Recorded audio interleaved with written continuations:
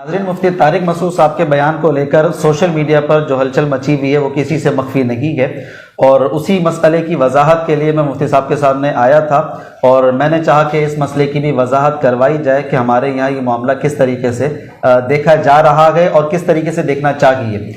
2 point हमने इसके लिए मुकर्रर किए गए। पहला पॉइंट तो जो मुफ्ती तारिक मसूद साहब ने बयान किया था कि नबी करीम सल्लल्लाहु अलैहि वसल्लम ना लिखना जानते थे ना पढ़ना जानते थे। इस आयत की वजाहत हम करेंगे इंशाअल्लाह इस प्रोग्राम में कि ये मामला वही से पहले तक था या आज भी हम ये कह सकते हैं कि नबी करीम सल्लल्लाहु अलैहि वसल्लम लिखना भी नहीं जानते और पढ़ना भी नहीं जानते। इसकी वजाहत करेंगे। दूसरा, जो उन्होंने आयत के बयान करते हुए ये बात बयान की, लनस फाहम की वजाहत करते हुए कि इसमें ग्रामर के एतबार से गलती है, तो उस गलती की वजाहत भी मुफ्ती साहब से हम ले लेते हैं। और तीसरा आखिरी पहलू मेरा ये होगा कि अगर किसी एक आलिम दीन से, बाशऊर इंसान से बयान में कोई गलती हो जाती है जिसको वो नबी अलैहिस्सलातु वस्सलाम की अल्लाह की गुस्ताखी नहीं समझ रहा, बुरा इरादा नहीं है उसका, तो अगर उसकी इस्लाह की जाए तो क्या तरीक़ाकार होना चाहिए?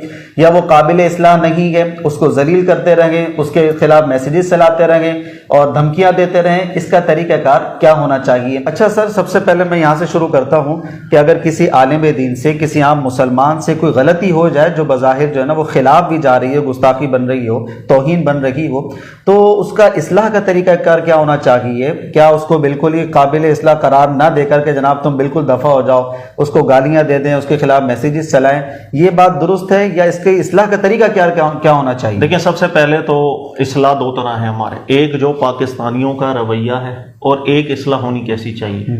2 ही तरीके हैं, या ठीक तरीका या गलत तरीका। ठीक तरीकाकार ये है कि कोई भी इंसान है रसूलुल्लाह सल्लल्लाहु अलैहि वसल्लम के बाद, चूंकि नबूवत तो अब है नहीं, गलती हर इंसान से होती है और होगी। उलमा से भी गलतियां होती हैं, मुफ्तियान से भी गलतियां होती हैं, मुज्तहिदीन से भी गलतियां होती हैं। ये सिलसिला क़यामत तक रहेगा। कोई एक इंसान ऐसा नहीं कि कभी उसकी ज़बान ना फिसले, कभी उसकी कलम जो है वो उस लिखने के अंदर मुसामहत ना आ जाए, ऐसा हो ही नहीं सकता। आम मुसलमान हो या कोई भी आलिम दीन या इल्म वाला शख्स हो, इस्लाह का तरीकाकार ये होता है कि आपने उसमें सुधार लाना है, जो गलती है वो खत्म हो जाए। इसलिए कि कोई भी शख्स कलीमा गो होगा वो यकीनन हमें एक हुस्न ज़न रखने का हुक्म, वाजिबी हुक्म है। हम बदगुमानी किसी के साथ नहीं कर सकते, चाहे किसी की ज़बान से बज़ाहिर कलीमा हमें अच्छा नहीं लग रहा हो। इंसान है, गलती हो जाती है और ख़ास तौर पर बयान करते हुए कभी तवज्जो इधर उधर मबजूल हो जाती है। कुछ सामने शख्स ऐसा आ जाता है कि ज़हन डाइवर्ट हो गया, कहना कुछ चाह रहा है निकल कुछ गया। ये सब चीज़ें मुमकिनुल वुकू है, सामने मुशाहिदा होता है, हो जाता है। अच्छे तरीके से इस्लाह करनी चाहिए और अगर कोई सामने आलिम दीन है, आपकी इस्लाह से अच्छी नीयत होनी चाहिए कि जो गर्द उनके कदमों में लग गया, हम कोशिश कर रहे हैं वो गर्द दूर करने के लिए। दूसरा तरीकाकार ये है जो पाकिस्तानियों का है और वो बिल्कुल वाज़ेह है। वो किसी की गलती हो, खास तौर पर किसी ऐसे आलिम की गलती हो जो आपके फिरके का नहीं, बस हमें तो ताक में बैठे होंगे, हमें कोई कमजोर पॉइंट मिले फिर हम उछालें उसको कि इसने तौहीन कर दी, गुस्ताखी रसूल कर दी, इसने कुरान की तौहीन कर दी, सामने वाले की नीयत हो या सामने वाले की नीयत ना हो। ये पाकिस्तानियों का रवैया है। मेरी गुजारिश है तमाम सुनने वालों से, बड़े हो जाए यार, छोड़ दें अब इन पुराने ख्यालात को। कोई भी शख्स से गलती हो सकती है, बल्कि वो शरीफ इंसान है तारिक मसूद साहब। मैं यकीन करें कि जैसे ही ये मामला हुआ और यहाँ पर एक हाइप क्रिएट की गई, फ़ौरन उन्होंने क्लिप बनाया और माजरत की कि अगर मेरे बयान से कोई गलत समझ गया, ना मेरी ये नीयत थी ना कस्द था, रुजू किया, तौबा की उन्होंने। बड़े ज़र्फ की बात होती है, अल्लाह ताला कबूल करे, लेकिन उसके बावजूद भी ये शरारतें चलती चली जाएंगी क्योंकि ये शरारत का जो मकसद है वो किसी की इस्लाह नहीं, मकसद जलील करना, हिस्सा मिलाना होता है, हिस्सा मिलाना, ये है वजह। अच्छा, जैसे आप कह रहे हैं कि उलमा से भी गलती हो जाती है, कलम से भी गलती हो जाती है, तो माजी में इसकी कोई मिसालें आपके पास मौजूद हैं और कुरान पाक हमें इसके बारे में क्या हिदायत देता है? कुरान पाक से हमने काश रहनुमाई ली होती। सब बदकिस्मती हमारी सिर्फ यह है कि हमने कुरान से रहनुमाई लेना छोड़ दी हुई है।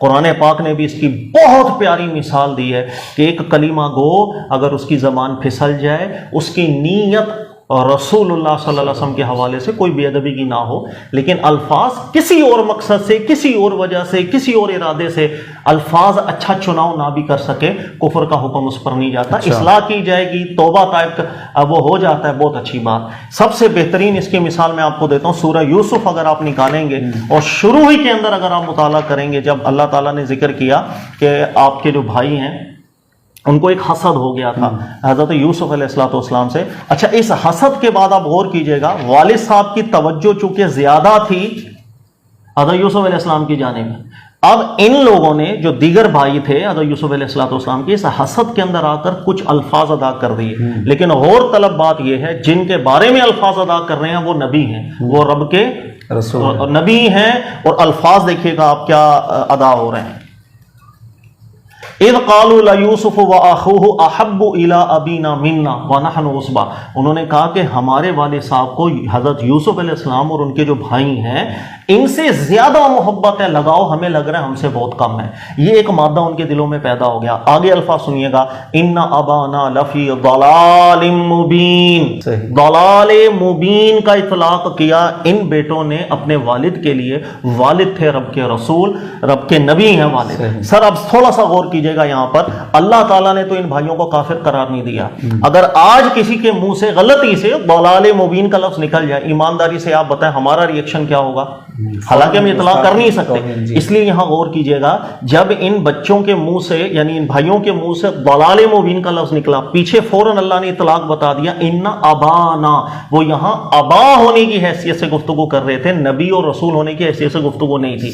कराइन पैदा हो गए कि यहां उनकी नीयत वो थी ही नहीं। यहां पर एक घरेलू और दुनियावी मामले को वो डिस्कस कर रहे थे कि यार मोहब्बत की कमी हमें लग रही है, वहां ज्यादती लग रही है। कुछ कराइन है, अल्लाह ताला ने भी कोई कुफर का हुक्म इन्हें नहीं दिया। इन्होंने बाद में जाके तौबा ताइब भी हुए, तो यूसुफ अलैहिस्सलाम फैमिली पूरी एक हो गई। तो सर इससे बड़ी रहनुमाई आपको कभी मिल सकती है जो कुरान पाक ने दे दी? कलीमा को ईमान लाने वाला, जबान फिसल जाती है, ताबीर में गलतियां लग जाती हैं, ये कुरान ने हिदायत दी। सर माजी में आप चले जाएंगे, बहुत बड़े बड़े उलमा हैं जिनसे ऐसी गलतियां हो जाती हैं, तहरीर करते हुए, तकरीर करते हुए। मैं कह रहा हूं दूर की मिसाल ही ना आप लें, हमारे यहां सबसे ज्यादा पाकिस्तान में पढ़े जाने वाला कौन सा फतावा है? फतावा रज़ाविया, अहमद रजा खान साहब। सर इनसे मुतालिक जो उलमा इनकी बहुत सी तहरीरात के ऊपर गिरफ्त करते हैं, उनमें से भी एक तहरीर यही है कि एक जगह पर जवाब देते हुए, जाहिर है इंसान है, गुस्सा आ गया, एक सामने वाला शख्स है वो दलाइल गलत बना रहा, इनको लगा ये दलीलें नहीं है, ये कुरान की तहरीफ है। अब ये समझाना चाह रहे हैं उनको कि भाई कुरान में तहरीफ नहीं की जाती, लेकिन जो अंदाज आ गया कलम लिखते हुए, सर वो नामुनासिब आ गया, वो कुरान पाक की शाया निशान नहीं बनता। अच्छा। वो अल्फाज में आपको बता देता हूं, अगर आप जिल्द नंबर 14 लें फतावा रज़ाविया के, सफ़ा नंबर 236 लें, इसके अंदर आप पढ़ लीजिएगा पीछे से जो भी बहस चल रही है। और वो ये है कि और उनकी आम जमातों ने लिखा और मज़हब अहले सुन्नत और इजमाए सहाबा बताया, वो उन्हीं के कलाम से रद्द कर दिया जाए। और क्या युहर्रिफूनल कलिमा अम मवादिही के सर पर सींग होते हैं? अच्छा, यानी कुरान की आयत, इनको लग रहा कि भाई ये यहां पर तहरीफ का मामला हो गया कुरान के, और अल्लाह ताला ने कुरान में आयत नाजिल की है कि युहर्रिफूनल कलिमा अम मवादिही, कि यहूद की ये सिफत है कि वो कुरान पाक जो अल्लाह का कलाम है उससे मकसूद बदल देना, मुरादे बदल देना, तहरीफें कर देना।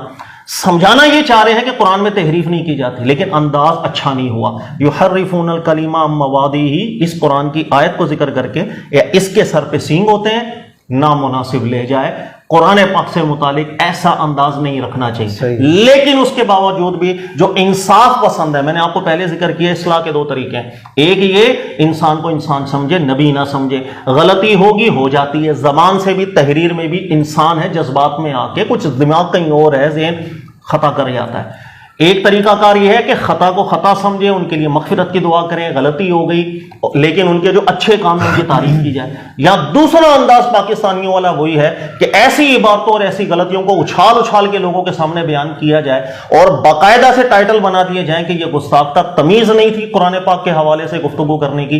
इंसान क्या कर सकता है? सर मेरा जो ख्याल है, इंसान को पहले तरीकाकार पे रहना चाहिए। हर इंसान से गलती हो सकती, मुझसे भी हो सकती है, हुई भी होगी माजी में, कभी ज़बान का फिसल जाना, कभी कुछ और हो जाना, कभी समझाना कुछ मकसूद हो। अल्लाह ताला हमारे दिलों को वसी करे और तौहीन मज़हब, तौहीन कुरान, तौहीन रिसालत, ये जो टाइटल एक्सट्रीम लेवल के, इसके अंदर आपको कस्द भी साबित करना पड़ता है। यहाँ कस्द नहीं है, कोई कलीमा गो का कस्द नहीं होता। आप कैसे दिल के हालात किसी पर फतवा लगा रहे हैं कि इसने दिल से नियत करके ऐसी बात की है? खुदा का खौफ करना चाहिए, मरने के बाद जवाब भी देना है। अल्लाह ताला हमें हमारा इस्लाह करे हमारी अल्लाह ताला। अच्छा सर, ये वाक़यात होते हैं तौहीन कुरान के हवाले से, तौहीन रिसालत के हवाले से, तो उसमें फ़ौरन जो है ना ये टाइटल आ जाता है, भाई गुस्ताखी कर दी, इसको फांसी लगा दो, इसको गिरफ्तार कर लो, इसके साथ ऐसा कर दो। ये फ़ौरन कर देना, ये फ़ौरन हरकतें मचाना, ये बदतमीज़ी पर उतर आना, ये। और दूसरा ये कि अगर ऐसा कुछ करता है कोई, तो क्या फ़ौरन उस पर हुक्म लग सकता है, या हाकिम पहले उसकी तवज्जो करेगा, वजाहत लेगा उससे? सर बिल्कुल वजाहत भी ली जाती है। ये भी देखा जाता है कि बहुत से नफ्सियाती अमराज ऐसे होते हैं कि जिसके अंदर इंसान जो मजहबी लिटरेचर होता है ना, इससे नफरत पैदा हो जाती है। वो कहीं पर भी मजहबी लिटरेचर देखेगा, उसको फाड़ देगा, फेंक देगा, जला देगा। ऐसे बहुत से नफ्सियाती अमराज भी होते हैं, जिसको नफ्सियात जिसने स्टडी की है, या ऐसे डॉक्टर्स के पास जाके देखें कितने केसेस आते हैं। सिर्फ कराची के अंदर हजारों की तादाद में रोजाना ऐसे केसेस डॉक्टर्स के पास जाते हैं कि लोग ऐसे अमराज में मुब्तला हो जाते हैं कि वो मजहबी लिटरेचर, इन चीज़ों से उनके अंदर एक नफरत का मादा पैदा हो जाता है। सर एक बंदा नफ्सियाती मरीज है, उसका दिमाग अभी नॉर्मल नहीं है, और वो ना जाने किस दुनिया के अंदर जाकर के क्या उस पर शरीय अहकामात ऐसे लगते ही नहीं है। यही वजह हुई कि शेख इब्न तैमिया साहब से अगर आप देखेंगे, पूछा गया कि यार बहुत से लोग ऐसे गुजरे जिन्होंने खुदाई दावा कर दिया, मंसूर हल्लाज ने भी, उन्होंने कहा कुफर ही बोलेंगे वो, हम क्या बोल सकते हैं, खुदाई दावा करना अगर कुफर नहीं है तो क्या कुफर है। लेकिन किसी शख्स ने फौरन पूछा कि शेख इब्न तैमिया साहब, क्या आप ये कहना चाहते हैं कि बरोज़े क़यामत अल्लाह की बारगाह में जहन्नम का मुस्तहिक होगा, हमेशा के लिए जहन्नम में जलेगा? शेख इब्न तैमिया साहब ने कहा अल्लाह की बारगाह का हुक्म मैं नहीं लगा रहा, इसलिए कि मुमकिन है वो ज़हनी तवाज़ुन उसका ठीक ना हो, कि नफ्सियाती अमराज में मुब्तला हो।